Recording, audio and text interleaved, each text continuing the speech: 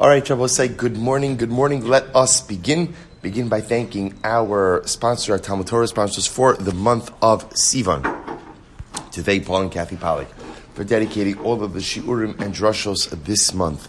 In the schus for Refuah Shlema for Kathy's sister, Dana Baker Matson. We hope that on the merit of our Talmud Torah, she will have a complete and enduring refuah. But with that, let us begin. Today's daf is Lamed Aleph 31. We have a lot to do today. Baruch Hashem, we are picking up on Daf Lamed. And we are picking up Emeretz Hashem at the... we have to even count down from the top today. Okay, so we'll say, so we are picking up 2, 4, 6, 8, 10 lines out from the top. But we're going to be fine. But let's remember again, so we were talking about the incredible idea, namely that Yarshim in general, when their father dies, they don't necessarily inherit his debts. Right? When is that true? So the Gemara qualified, this is what we did in the last piece of yesterday's shir. When is that true? That's true when they only acquire movable property. But if they acquire real property, then halacha l'maisa, with that, they also acquire the obligation to pay back their father's debts. So says the Gemara, I'm Rabbi Yonasan, hiniach mali machat, gova mali machat. Rabbi saying, now the shaila is, how much land do you have to acquire in order to be obligated to repay your father's debts? To which the Gemara says, Rabbi Yonasan essentially says something very interesting, that you're obligated in the amount of the debt corresponding to the amount of land you acquire. So, for example, if you go ahead and you inherit, not acquire, you inherit a land the size of a needle. Okay, so obviously being a little bit hyperbolic over here, meaning a very small amount of land. That's ultimately, again, the amount of the debt that the Yarshim, that the inheritors are obligated for as well. Malay Kardum, on the other hand, literally translated, it means if you inherit the amount of land like an axe.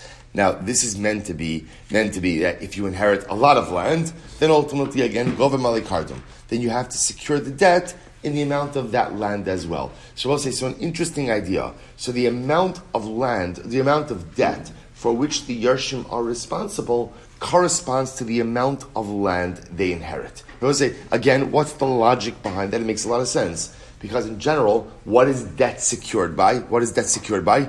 Real property. So therefore, by definition, there's an encumbrance on the land. So therefore, the obligation to the debt corresponds to the amount of the land itself. Incredible. Rabbi Yochanan says, no. Afilu niach mali machat, gova mali kardum. Not Rabbi Yochanan says, the truth is, once there's land, the Yarshim become responsible for everything. So even if the father only left behind a little bit of land, they're still responsible for the entire debt. And this is like the story of Gittin and Abaye. I'll say, what's the story? This is actually a great case. Rashi quotes over here, so I'll say, listen to the case. The case over here was, Reuven lent Shimon, let's call it $100,000. And what happened? Shimon died. Shimon left behind a parcel of property worth $10,000. $10,000. So what does Reuven the creditor do? This is great. Reuven goes to the children, and what does he do? He seizes the land. Ultimately, they purchased it back. Right? Then what did he do? He seized it again. They purchased it back. Okay, obviously not the sharpest tools in the shed, right? So they keep. So I want to say what he kept doing is he kept going ahead and taking back the property over and over and over. Ultimately, again, until the debt itself was satisfied. Okay, I want to say bottom line halacha l'maisa, the way we paskin is like Rabbi Yochanan, that as long as there is land, whatever the amount of land it is, Yarshim will acquire the obligation to pay off their father's debt. But I will also point out that even in a situation where there may not be enough land to force an obligation for Yarshim, for inheritors to pay back their father's debt, there is a mitzvah upon children to satisfy their parents' debts. There's a mitzvah upon children. So I will say this actually is a lot spoken of, there's a lot written about this, that in general, halacha l'maisa, the neshama doesn't find rest until all of its debts are paid off. So there's a concept like this of children paying off the debts of their father, even if they're technically not obligated to do so. Okay, the Gemara goes weiter. The Gemara says, Tana Rabani Yisrael Shamar Levi, Ma'aser Yesh Chabiyadi. We'll say quickly. So much to do today. Okay, so Yisrael says to a Levi, listen to this case, we'll say. Yisrael says to a Levi, Ma'aser Yesh Chabiyadi. And I will say the truth is the statement itself is going to be somewhat enigmatic. We are on Lamed Amud Beis, middle of the page. So, turn around, Yisrael Shal Levi. Yisrael says to a Levi, Ma'aseh Yesh Chabiyadi. I will say a very quick review. Kohen gets Truma. Levi gets Ma'aser Rishon. That was up until, of course, remember when Ezra comes back with Klal Yisrael for the second Beis HaMikdash, the Leviim were penalized. Right, they lost their Ma'aser Rishon. Why did they lose their Ma'aser Rishon? Because ultimately, again, they didn't come back. Leviim didn't come back, and as such were penalized. In any event, so watch this case. Yisrael says to a Levi, I have Ma'aser Rishon of yours in my hand. In Choshesh in the Trumas Ma'aser Shabbat. We're not Choshesh for Trumas Ma'aser. I both say, what's Trumas Ma'aser? When a Levi gets his Ma'aser Rishon, a Levi is obligated to separate out from his tithe Trumas Ma'aser, which is a tithe he gives to the Kohen. So Levi gets his Ma'aser Rishon, Levi has to separate out Trumas Ma'aser. Okay? So Yisrael says, well, Levi, I have your Ma'aser Rishon, we're not Choshesh, we're not worried about Trumas Ma'aser. And I will say, that statement doesn't make any sense. We're going to have to ask about that in just a moment. On the other hand, I will say now, in case number one, the Yisrael is not telling the Levi how much Trumas Ma'aser, how much Ma'aser Rishon he has. In case number two, Kor Ma'aser Yesh Chabiyadi, Yisrael says to the Levi, I have a Kor, right, which is a measurement, a core of Ma'aser Rishon of yours in my hand, Choshesh and the Trumas Ma'aser. Then we are concerned for Trumas Ma'aser. Still, no idea what we're talking about over here. My Kamar, what does this mean? Let's listen to this. Amar Abaye, Holy Kamar. Yisrael said to a Levi, Ma'aser Yesh Lecha Biyadi Vehelach Damav. Now watch this. A very interesting case. So Yisrael says to a Levi, here's the deal. I have your Ma'aser Rishon. What I would like to do is, I'd like to keep the produce, and I'd like to give you the value of the produce. So can I give you money instead of produce? Both say, by the way, totally legal, as long as the Levi consents, right? Totally legal. So what happens? So now Yisrael gives the Levi money, right? Now let's say we're not concerned that maybe the Levi designated this Ma'aser Rishon as Trumas Ma'aser for something else. All right, so here what's going on over here. Yisrael goes over to the Levi. Right? He says, Levi, I want to go ahead and buy off your Trumas Ma'aser from you. Okay? Levi says, fine. Yisrael gives him the money. So now the Gemara says, we're not choshesh that maybe the Levi designated this Ma'aser Rishon as Trumas Ma'aser for something else. Okay? On the other hand, Kor Ma'aser Yesh Chabiyadi. If the Yisrael says, Levi, I have a core of Ma'aser Rishon for you. Vehelach Damav. Here, I want to pay you for it. Here's the money. Let me keep the produce. Chosheshin Shema Asar Trumas Ma'aser Amakom Acher. We are choshesh that maybe the Levi designated this Ma'aser Rishon as Trumas Ma'aser for produce somewhere else. To which the Gemara says, whoa. 1 second, I will say. You understand what that means? That means that the Levi is defrauding the Yisrael. Because that means that the Levi is accepting money for his Ma'aser Rishon and still designating the Ma'aser Rishon as Trumas Ma'aser, which effectively means that he's stealing it from the Yisrael. Are we dealing with Rishayim who accept money for produce, and then after they accept money, they go ahead and they designate the produce as Trumas Ma'aser? That doesn't make any sense. No, here's the case. So I'll say, here it is. Halchi Kamar Yisrael. Halchi Kamar. Yisrael Amar Ben Levi. Listen to this. Yisrael says to the son of a Levi. They will say the son of a Levi is usually a Levi. Good. Right. So watch this. You'll see why. Right. Yisrael says to a Levi, Ma'aser Avicha Biyadi. Listen, Ben Levi. I have Ma'aser Rishon that belonged to your father in my possession. I meant to give it to your father. Your father died. Right. I have it in my possession. Helech Damav. Do me a favor. Let me give you the value of it, and I'll keep the produce. Ein chosheshin shema aso aviv trumas ma'aser makom acher. We're not concerned that maybe the father Levi, maybe knowing that he was going to get this Ma'aser Rishon, maybe he went ahead and he designated as Trumas Ma'aser for produce elsewhere. We're not choshesh. On the other hand, Kor Ma'aser Avicha Biyadi. But if halacha l'maisa again, the Yisrael says to the Levi, he gives a defined amount. I have a kur. I have a defined amount of Ma'aser Rishon that belonged to your father in my possession. Let me give you the value, and I'll keep the produce. In that case, Chosheshin Shema Asau Aviv Trumas Ma'aser Makom Acher. In that case, I will say we are concerned because it was a defined amount that maybe the father Levi, knowing that he was going to get this Meiser Rishon from the Yisrael, proactively designated that Meiser Rishon as Trumas Meiser for produce which was being stored elsewhere. To which the Gemara says, but one second. Now, just to understand what's happening over here, the whole concern that we seem to be having over here is that a Levi, knowing that he's going to get Meiser Rishon, designates that anticipatory Meiser Rishon as the Trumas Meiser portion for produce that is housed elsewhere. That's the concern over here. And essentially what the Gemara is saying is, when it's an undefined amount of Meiser Rishon, so the Levi doesn't know how much he's getting. Because he doesn't know as much as getting, therefore what? He's not going to proactively designate it as Trumas Meiser for produce elsewhere. But if he knows how much he's getting, then he could proactively, potentially designate it as Trumas Meiser for produce elsewhere. Here's the problem. We've seen this over and over and over again. When you tithe produce, Rebbe say, how are you supposed to tithe produce? What we call min hamukaf. What does a min hamukaf mean? In proximity.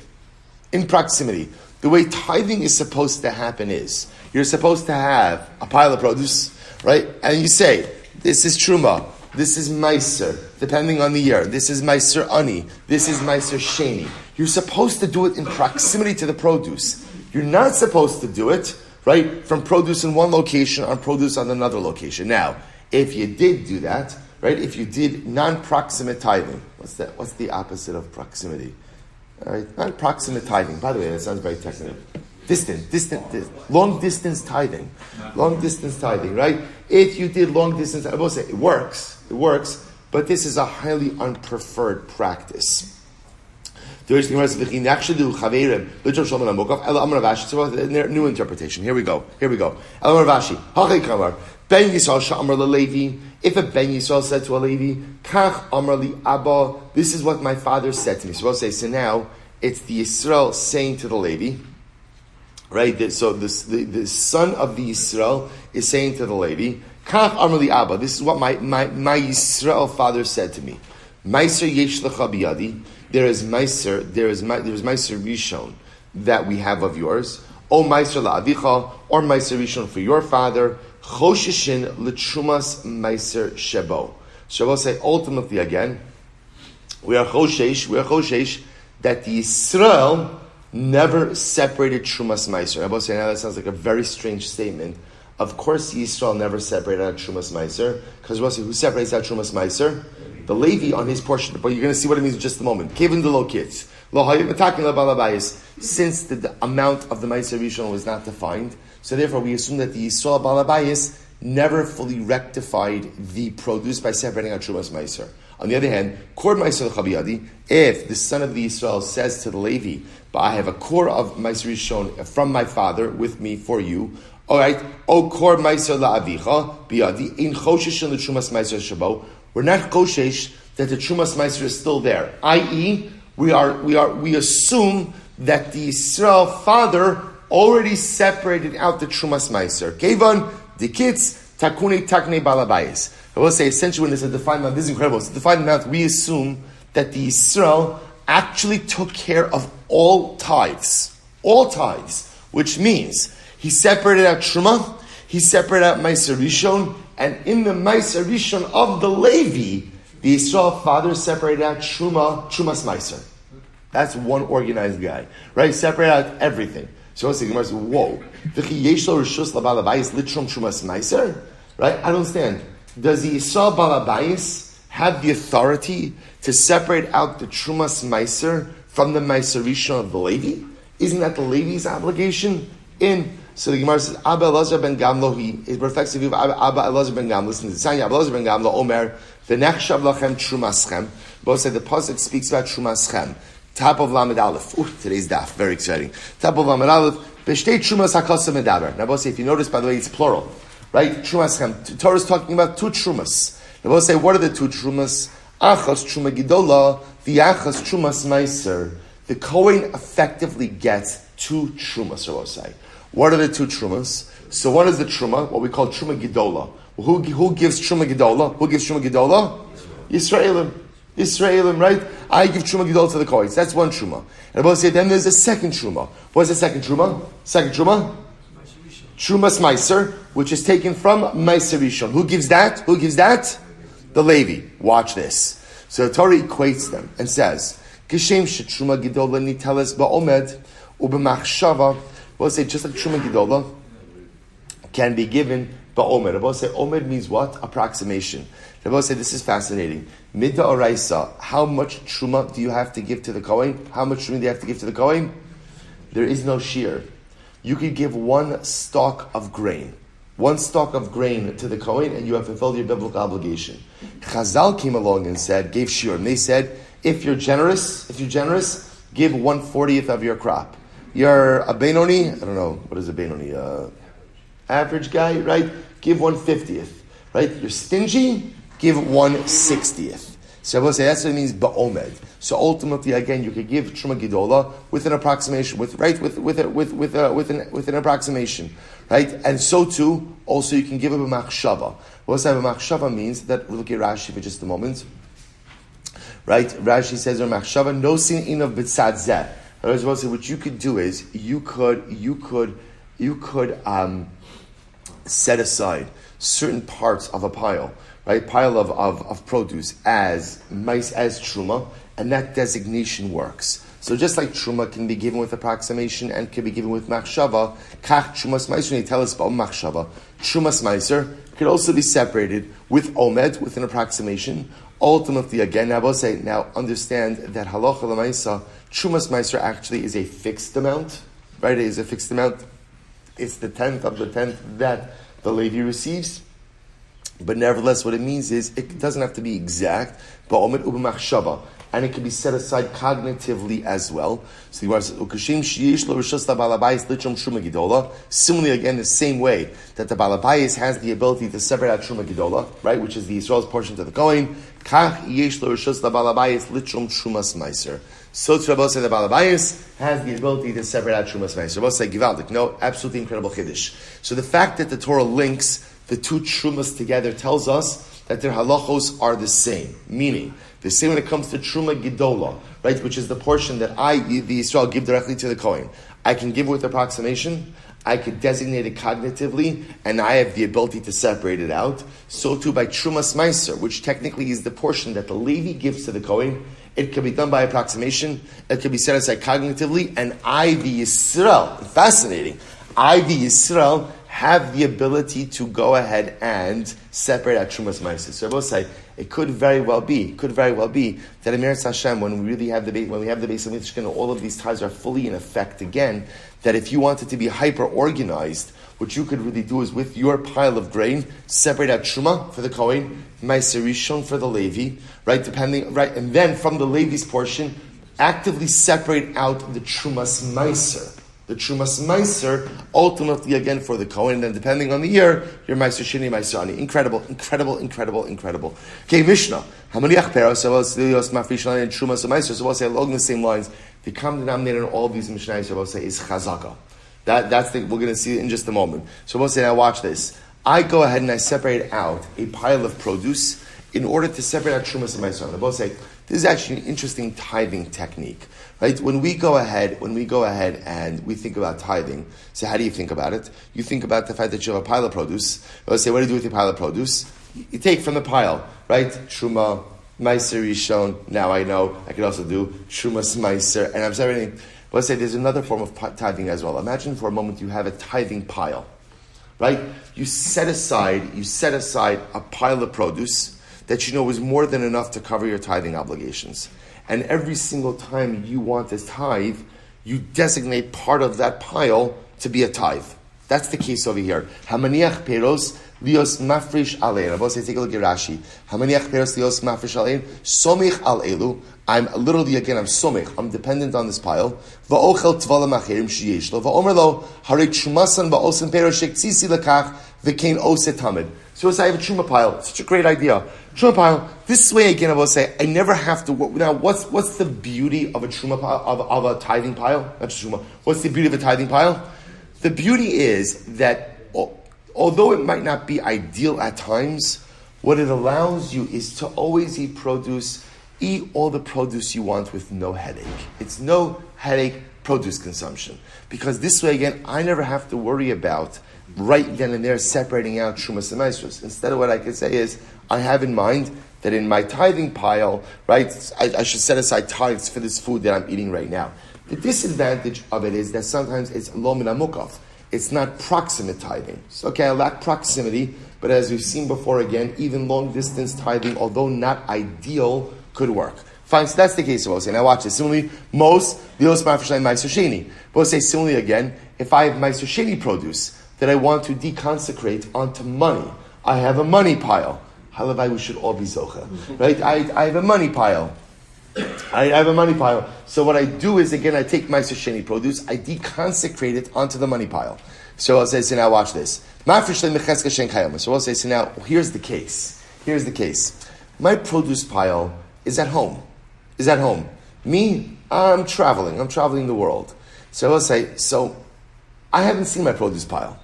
The Mishnah says, you could continue to utilize the produce pile assuming that it is in existence. Chazak, Rabbi said, this is the common denominator. Remember again, how did this all start? How do we get into all this? Remember, how did this start? This started with a shaliach. Right? Reuben is divorcing his wife. Reuben's overseas. Shaliach takes the get. What's in the back of the shaliach's mind the whole time? What is he wondering about?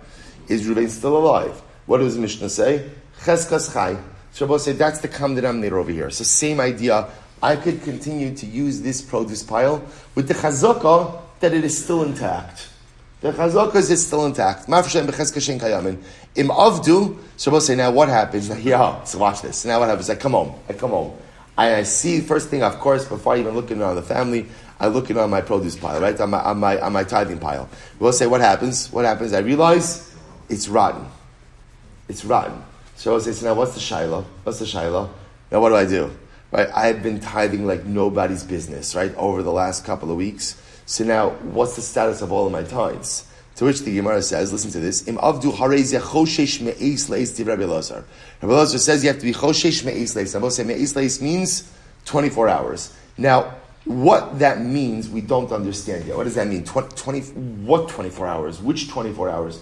We'll see in the Gemara. Rabbi Yehuda says, B'shlosha prakim both kines hayayin. In general, both say just along these same lines. Now that we know that there's spoilage, right? Spoilage occurs.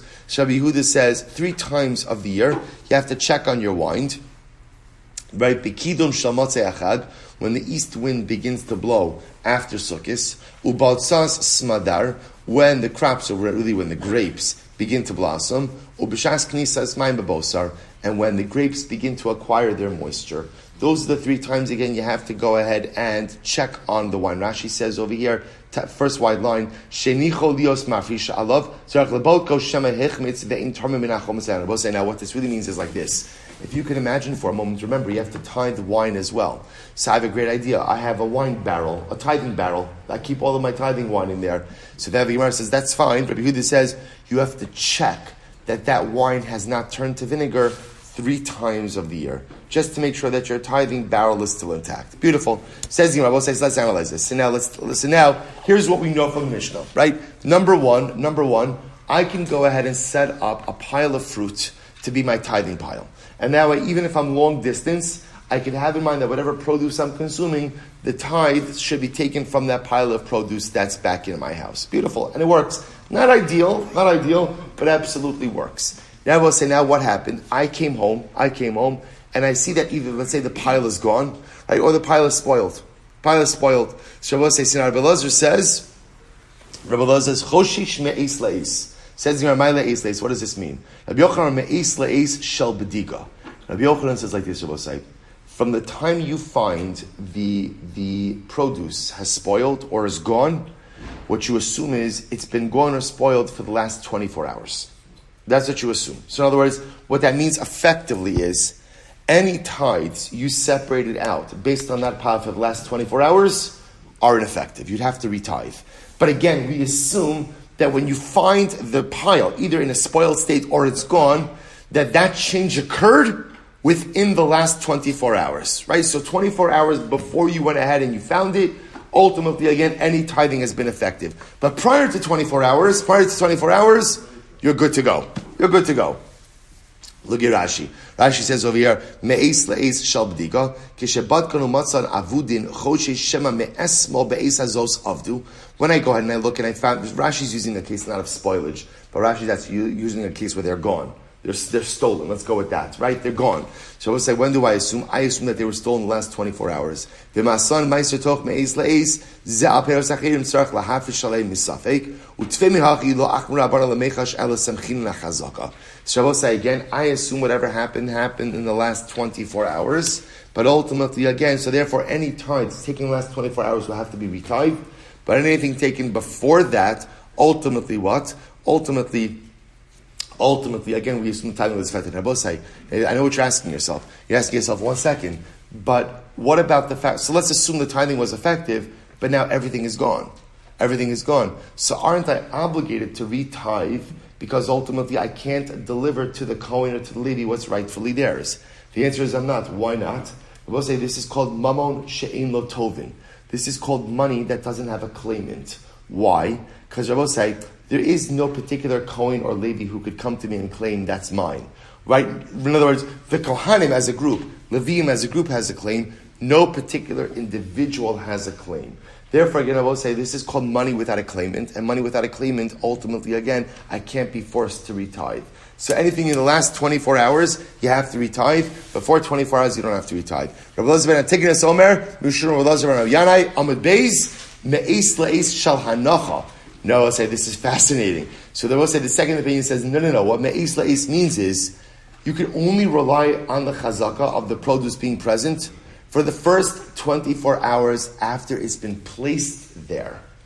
But after the first 24 hours, Rabbi say you have to assume that it was gone. We'll say you hear this tremendous machlokes. So again, first opinion says that we assume the produce was there until the last 24 hours. In other words, you come back, it's gone. We back up the fact that it was stolen or gone for the last 24 hours. But before the last 24 hours, it was there. Second opinion says no. What we assume is the only time you could assume it was there was for the first 24 hours after it's been placed there. But after that, ultimately, again, we assume that it is gone. Incredible. So tonight, Rabbi said we learned, Avdu, Hareze Choshesh Me'es Le'es, right? The Mishnah said that if the produce was lost, we're Choshesh Me'es Le'es. So Bishul Laman Damar Eis Le'es Shabadika. So according to the first opinion who says that what it means is we assume that it's been lost for 24 hours prior to the time that you found it. Shapir, Rabbi said that lashon makes sense. Elaman Damar Me'es Le'es Shal Hanocha. But for the opinion who says that no, the chazaka only existed for the first 24 hours after you placed it, Hai Me'es Le'es, Mishnah shouldn't say Me'es Le'es, rather it should say Ad Me'es Le'es Mibayale. It should say that ultimately, again, you only have the chazaka that the fruit was there, Ad Me'es Le'es, up until the end of the first 24 hours. The fact that the Mishnah doesn't say that seems to indicate, is kasha, seems to pose a question to the second approach, and seems to support the first approach. So I will say, the Gemara seems to be coming to the conclusion over here that halacha l'maaseh, if you leave a tithing pile, come back and find that it is gone, we assume that it was there up until the previous 24 hours that you found it. So in other words, just to illustrate this, right? You've been gone a month tithing on that produce pile, and now what happens? You come back Friday morning at 6 a.m. and find that it was gone. We assume that it was there the entire time up until when? Thursday morning, 6 a.m. So in other words, the only problem you're going to have is you're going to have to retithe anything that you tithe between Thursday morning, 6 a.m. and Friday morning, 6 a.m. But anything before that, you could ultimately, again, rely on the chazaka. Incredible. I'm Rebbe Elazar. So I'll say, dear Rebbe Elazar, I'm Rebbe Elazar. Cholkin alav chaverev al Rabbi Elazar. Right? Ultimately, again, Rabbi Elazar's friends disagree with him.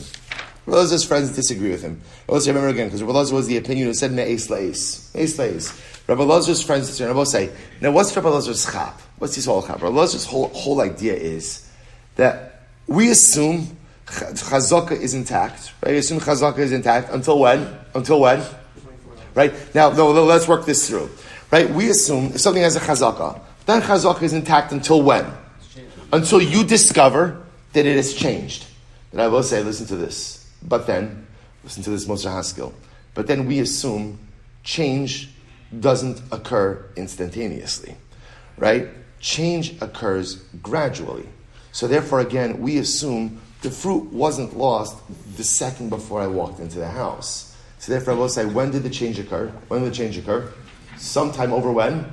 The previous 24 hours. Which I will say, by the way, is it significant Musar HaSkil.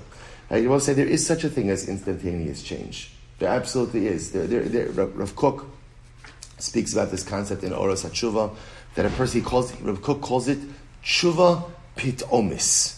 Tshuva Pitomis, which literally means instantaneous change. That a person could go ahead and literally stop everything, do a 180.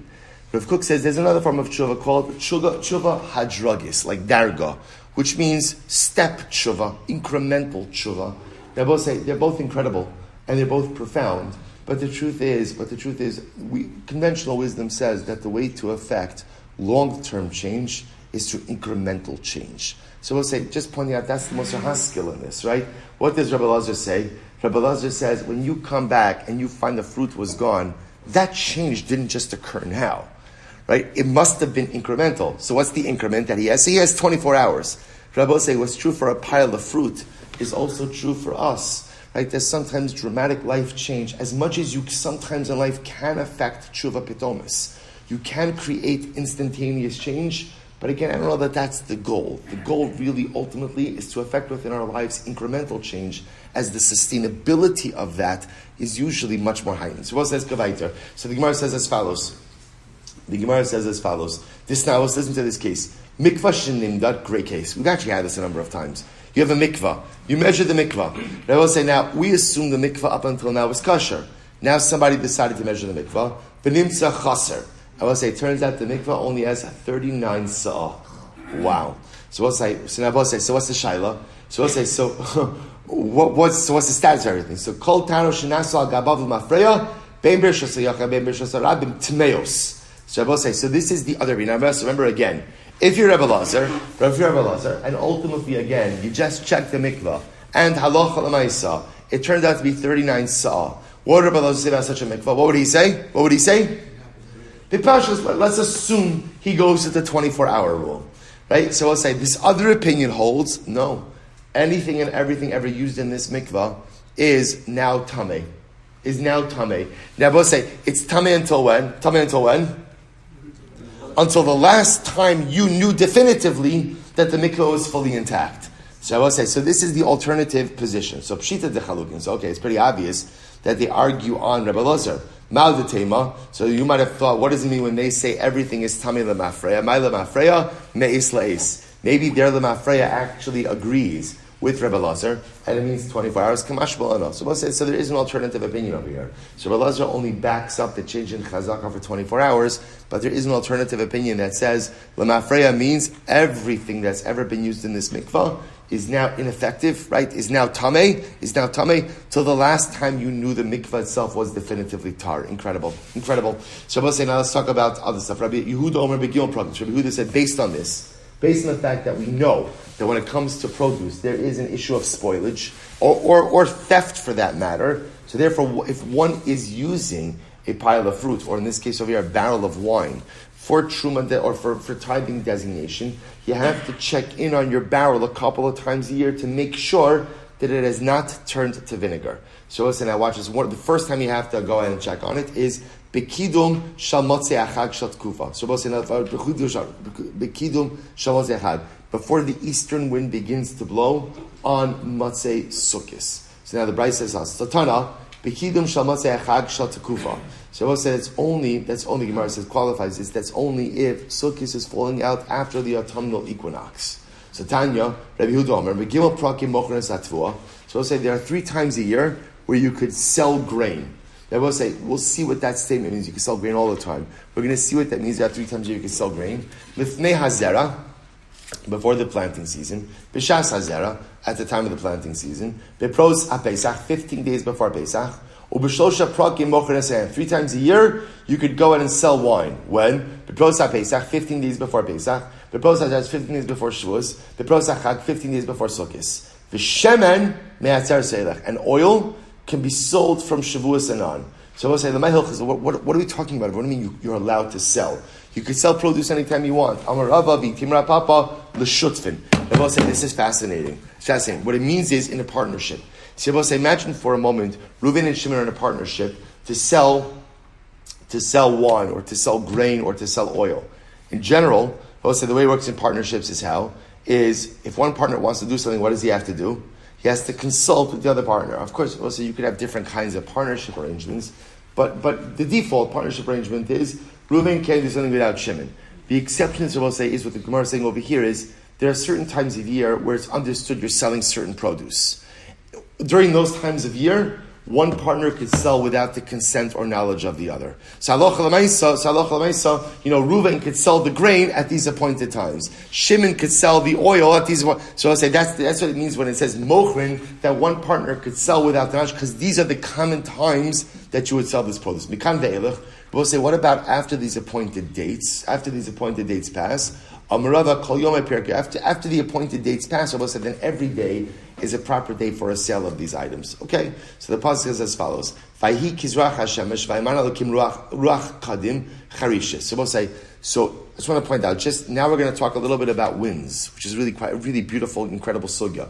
But say, remember again, in the Mishnah, Rabbi Huda said the first time you have to check on the wine is bikidum shel motzei chag, when the eastern wind begins to blow after Sukkot. So we're going to talk about now the power of the eastern wind a little bit and its destructive nature. So watch this. The Gemara says as follows. What's the meaning of the pasuk? Vayhi kizrach hashemesh, vayiman alokim ruach kadim charishes. So Rabbi said by Sefer Yonah. Right? Ultimately, again, is the end of Sefer Yonah, where Yonah is sitting under his kikayon, his tree that he planted.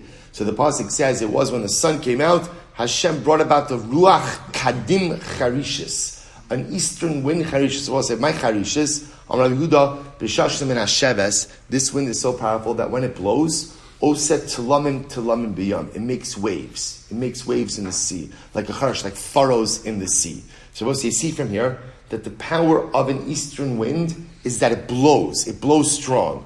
Amrli Rabba, ihachi hainu dichsiv, vatach hashemesh al rosh Yonah v'yisalaf. So if that's the case, we'll say, so why does it say the sun came out and it was beating down on Yonah's head and he became faint? But if the eastern wind blows so hard, then that breeze should revive him. Ela amar Rabba b'shashim min hasheves mishatekes kol ruchos mipaneha. Rather, Rabbi said the way the eastern wind works is that when the eastern wind blows, all of the other winds stop. When the eastern wind blows, all of the other winds stop. So we'll say, the power of these winds. So we'll say, we're not really in touch with these things as much, but Lamaisa, apparently, at any given point, there's multiple winds that are blowing. We'll say, it's incredible how the Rebbe runs a world. He runs a world where so many things happen that sustain us and take care of us, and that we're often unaware. Let's say, we're often like such babies. What do I mean by that? And I will say, like a little baby. So a little baby has no idea what everyone around him is doing. Right? This one is going shopping, and this one is making food, and this one is holding, and this one's staying up. And as far as the baby knows, we'll say, what is the baby? I don't know what a baby is aware of actually, but it appears at least that the baby is totally oblivious. There's this whole ecosystem around the baby, caring for the baby. Baby is oblivious. But say so often we are the same way in this world. There's a whole ecosystem. Just for us, the ecosystem has one name, and it's Ribono Shel Olam. HaKadosh Baruch Hu creates a whole ecosystem around us to take care of us. And like the infant, we go through life totally unaware of the ecosystem that's around us. The winds have to blow a certain way in order for everything in the world to go ahead and exist. And I will say, who makes sure that happens? The Ribono Shel Olam. Mamish like infants in an ecosystem of love and care and compassion all around us. So the Gemara goes like,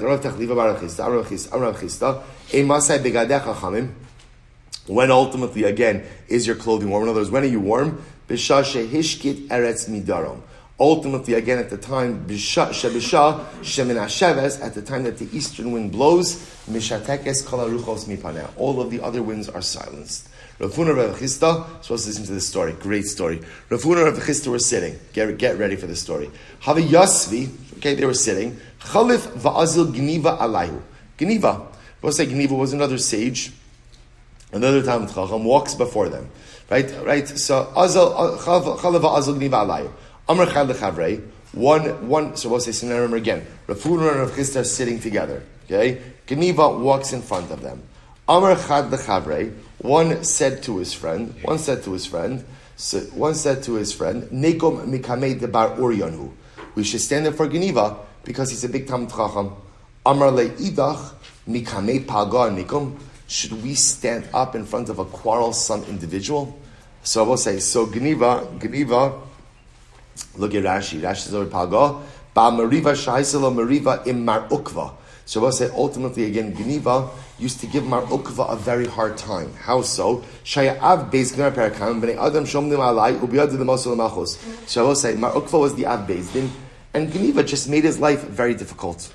I will say, the Gemara talks about over there, that Lamaisa, so Mar Ukva would always ask questions, and the questions were meant to be quarrelsome, right? The questions were meant to be contentious. So I say, now watch what's happening. So Rav Huna and Rav Chisda are sitting. Geniva walks in front of them. One says to the other, we should stand up for Geniva because he's a big Talmid Chacham. The other one said, stand up for him. Lamaisi, such a quarrelsome individual. So the Gemara says, Adahachi asu ilagabe. So I'll say, after they were talking, right? So Geniva walked over to them. See, beforehand, Geniva just walked like in their presence before them. Now Geniva walks over. Amrulu b'mayaski. So I said to Geniva asked them, guys, what are you learning? Amrulei baruchos. So they said to him, we're discussing ruchos, the winds. Amrulu haki amrav chanan barav amrav dalid ruchos menashos b'chol yom. So Geniva then told them, by the way, I learned from Rav, 4 ruchos, 4 winds blow each and every day. V'ruach tsefonis min hasheves and kulon, an eastern wind blows with each of them. She'omalei came for without that eastern wind, ein ha'olam iskayim afilu sha'achas. The world would not be able to exist even 1 hour. V'ruach drom is kasha mikulon. The southern wind is the most difficult. V'omalei ben neitz ma'amida, and if the malach ben neitz would not hold the southern wind in place, mechareves as kol ha'olam kulo mipanel. The entire world would be destroyed. Shnei Amar, Hamivinos Chayov Arneitz Yafrish Knafav L'Teiman. So I was saying incredible. I will say, I just have to tell you, I just have to stop you for just a second to tell you an incredible thing. So I will say, what's up with this story? Right? What is up with this story? Right? See, here you have Rav Huna and Rav Chisda sitting. Geniva walks by. Right? One says, we should stand up for him. Bar Uriah, he's a Talmid Chacham. The other one says, no, Palga, he's a quarrelsome individual. Geniva walks over. He says, what are you learning? And what do they say to him? Ruchos. And then he proceeds to tell them a pilpul about ruchos. So I will say, just listen to this for a moment. Basically, so the Gerer Rebbe says, what's happening over here? So I will say, okay. There he quotes over here that there's a machlokes between the Yerushalmi and the Bavli. Listen to this, I will say. The Mishnah, as we have it, in Pirkei Avos, says, Kol sheruach habrios nochehemenu, ruach hamokum nochehemenu. In our version of Pirkei Avos, it says, if you are a person who is pleasing to other people, the Ribono Shel Olam loves you.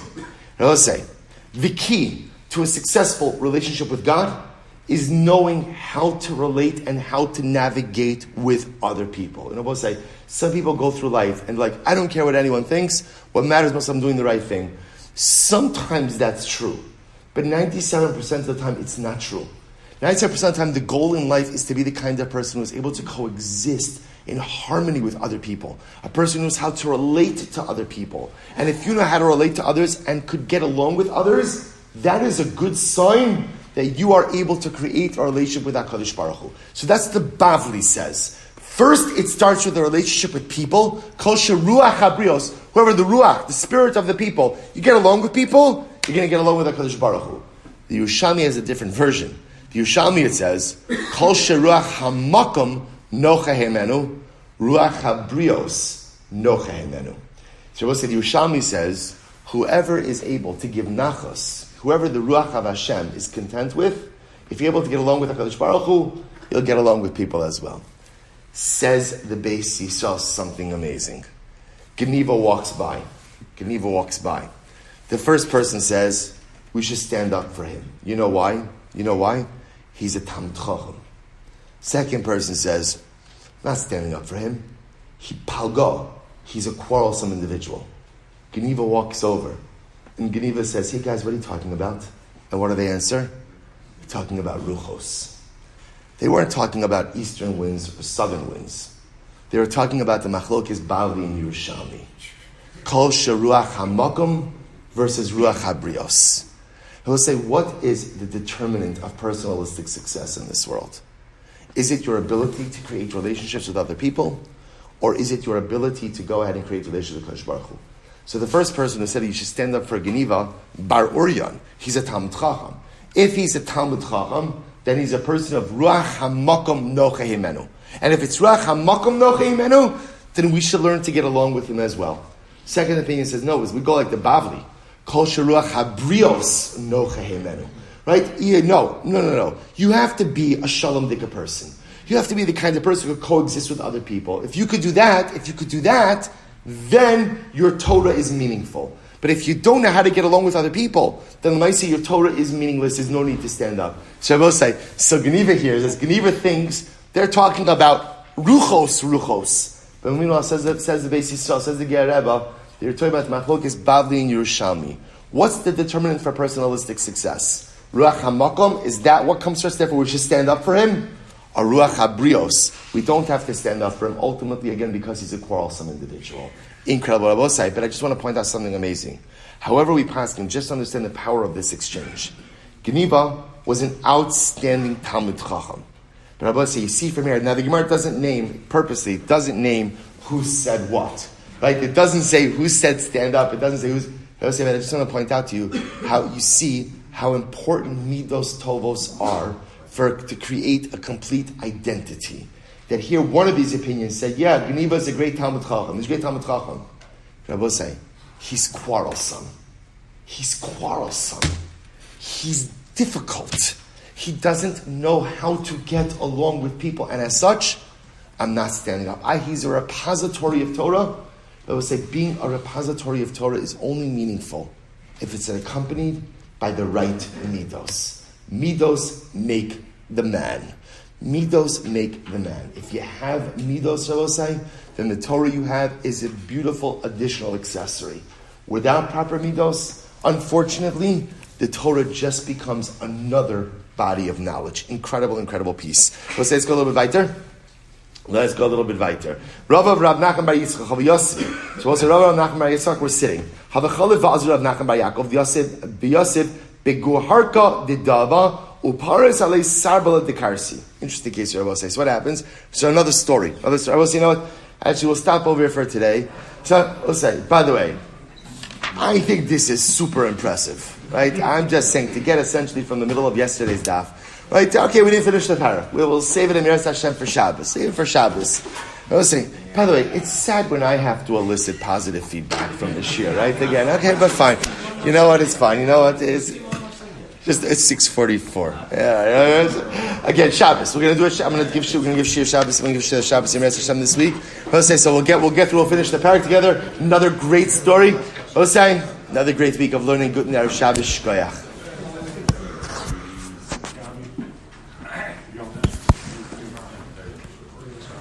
Good Shabbos.